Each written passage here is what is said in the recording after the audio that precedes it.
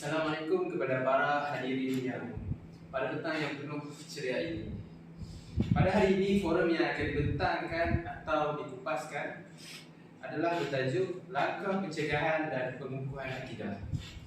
Pencegahan dan pengukuhan akidah. Akidah bermaksud pengertian akidah di dalam Al-Quran adalah keimanan kepada Allah Subhanahu Wa Taala yang meyakini atau mengakui kewujudan Allah Subhanahu Wa Taala. Hadirin sekalian, tidak lengkap forum kita tanpa ahli beda yang bijaksana dalam berkata-kata. Jadi, mari saya perkenalkan ahli beda kita yang pertama, yang cantik yang bergaya, yaitu saudari Afika Umairah. Selamat saudari. Alhamdulillah, terima kasih. Alhamdulillah. Okey, pada ahli beda yang kedua yang bersebelahan ahli beda pertama kita, yaitu saudari Jannatul Naim. Okey, selamat saudari. Sihat hari. Alhamdulillah.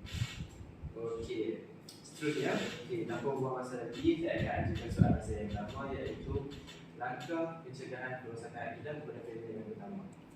Baiklah, terima kasih moderator kita pada hari ini. Bismillahirrahmanirrahim. Terdapat pelbagai langkah yang kita boleh amalkan untuk mencegah kerosakan akidah. Pada pendapat saya, apa yang kita boleh buat untuk cegah kerosakan akidah termasuklah kita menunaikan perintah Allah dan meninggalkan larangan Allah Subhanahu Wa Taala. Untuk menjadi Muslim yang sejati, kita mestilah mendekati diri kita kepada pencipta kita, iaitu Allah Subhanahu Wa Taala. Kita mesti melakukan suruhan Allah seperti melaksanakan solat 5 waktu sehari semalam, berpuasa di bulan Ramadan dan menunaikan zakat. Selain daripada itu, kita juga mestilah melakukan perkara-perkara yang mendatangkan pahala kepada kita. Secara tidak langsung, perbuatan tersebut dapat mengukuhkan akidah kita.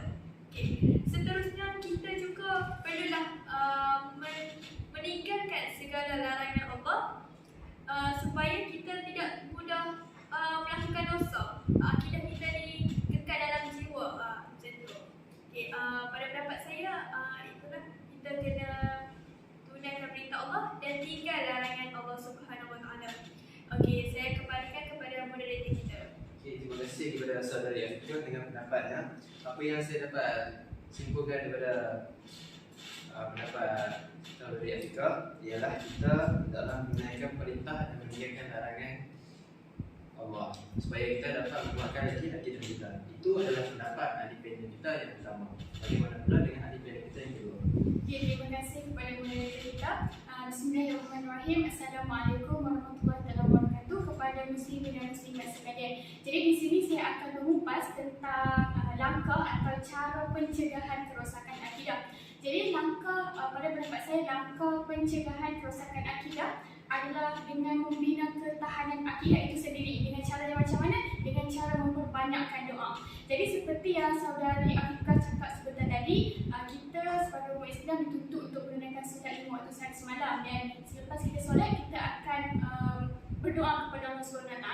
Jadi terbuktilah di situ bahawa kita sebagai umat Islam sentiasa berdoa, dan dalam doa kita tu kita boleh juga selitkan supaya kita diberi pengukuhan akidah. Selain daripada itu, konsep berdoa ni bukanlah tertumpu kepada doa selepas solat sahaja, tetapi kita juga sebagai umat Islam sebenarnya disunatkan untuk berdoa ketika sebelum berbuka puasa.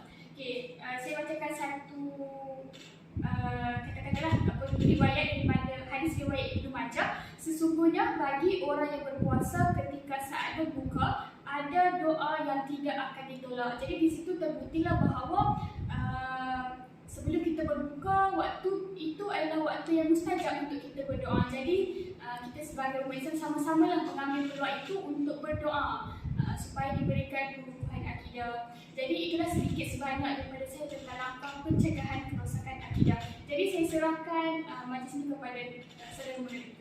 Terima kasih saudari. Apa yang saya dapat simpulkan daripada saudari Jana yang dapat adalah kita dalam menjalankan doa. Betul katanya bahawa doa ini adalah senjata bagi umat Islam. Jadi tanpa melengahkan masa, saya akan memberikan soalan yang kedua, iaitu langkah pengukuhan akidah. Saya akan serahkan soalan ini kepada pihak yang yang pertama Sabri Anika. Okay, terima kasih moderator atas soalan yang sangat bernas. Okay, langkah pengukuhan akidah ada banyak. Okay, tapi pendapat saya yang kita perlu titik beratkan ialah kita kena banyakkan ilmu pengetahuan kita tentang duniawi dan juga akhirat. Okay. Kenapa kita kena banyakkan ilmu ni? Supaya kita dapat bendung diri kita daripada terpengaruh dengan ajaran ataupun pengaruh luar. Okay. Sebagai contoh, ajaran yang benar tular dahulu ialah ajaran IUP. Okay. Semua tahu kan? Okay. Sebagai contoh kan, untuk mengukuhkan lagi akidah kita boleh luangkan sedikit masa kita setelah seharian kita keluar mencari rezeki. Pada malam tu kita boleh luangkan masa kita untuk ke surau, ke masjid, untuk menuntut ilmu, mendengar ceramah-ceramah yang disampaikan oleh penceramah yang berpengalaman dan berdedikasi. Oleh itu, sudah terang lagi petunjuk bahawa apabila kita menuntut ilmu di dunia dan di akhirat dapat mengukuhkan akidah kita. Okay. Itu sedikit sebanyak perkongsian saya tentang langkah pengukuhan akidah. Seterusnya saya akan serahkan kepada moderator kita semula. Terima kasih kepada Sabri Anika atas penjelasannya. Tak ada pengukuhan akidah. So betullah apa yang dikatakan oleh Anika, kita hendaklah membanyakkan ilmu pengetahuan duniawi dan akhirat. Okey, seterusnya itu adalah pendapat ahli panel yang pertama. Bagaimana pula ahli panel yang kedua? Saya serahkan kepada Sabri. Okay, terima kasih kepada moderator atas soalan yang kedua. Jadi sebenarnya dalam langkah ataupun cara untuk kita membuka akidah ni terdapat pelbagai langkah sebenarnya. Antaranya adalah kita perlu ikhlas memperbanyakkan amalan sunat. Okay. Amalan sunat contohnya apa? Contohnya kita membaca Al-Quran, solat tahajud dan bersedekah. Jadi aktiviti sebeginilah yang menenangkan dan menenteramkan hati dan jiwa kita sebagai seorang manusia. Jadi keadaan ini akan menggalakkan diri kita untuk menambahkan amalan-amalan sunat, dan pada masa yang sama kita akan dapat mengukuhkan kita punya akidah. Jadi walaupun perkara ini sebenarnya bukanlah mudah untuk kita sebagai seorang manusia, kerana kita tahulah iman kita ni berlama dan berkurang. Tetapi kita boleh melakukannya dengan permulaan yang sedikit, dan melakukannya setiap hari adalah antara cara yang terbaik untuk mengukuhkan akidah. Jadi amalan-amalan sunat ni sebenarnya kita perlu ada sifat ataupun keinginan untuk beristiqomah. Contohnya macam membaca Al-Quran kan. Kita tak perlu untuk baca banyak buku surat. Mungkin dalam sehari tu kita boleh baca satu hari satu buku surat kan. Jadi kita secara konsisten, orang kata, secara istiqomah kita melakukan perkara-perkara ini. Jadi perkara-perkara inilah sedikit sebanyak antara usaha kita lah untuk mengukuhkan akidah kita. Jadi itulah pendapat saya tentang langkah yang kita boleh lakukan untuk mengukuhkan akidah. Jadi saya serahkan semula kepada moderator. Okay, terima kasih kepada Sabri Jannah atas pendapatnya.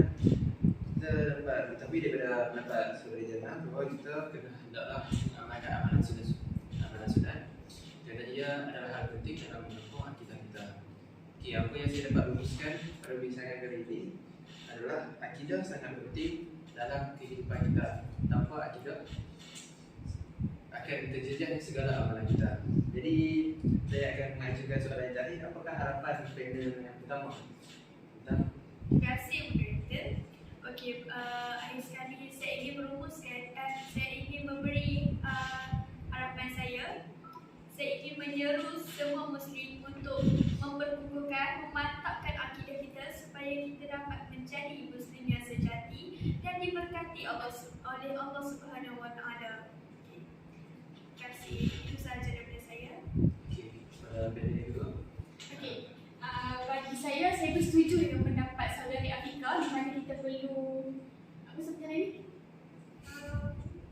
Mengukuhkan akidah kita supaya kita dapat menjadi Muslim yang sejati. Saya bersetuju dengan pendapat saudari. Jadi mungkin saya tambah sedikit lah. Sebenarnya untuk kita mengukuhkan akidah ni tidaklah berat sebenarnya.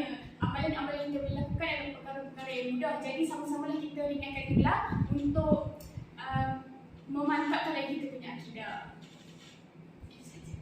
Okey, terima kasih kepada ahli panel yang pertama dan kedua atas perkongsiannya. Okey, sekali itu wabillahi taufiq wal hidayah. Wassalamualaikum warahmatullahi wabarakatuh. Sekian, terima kasih.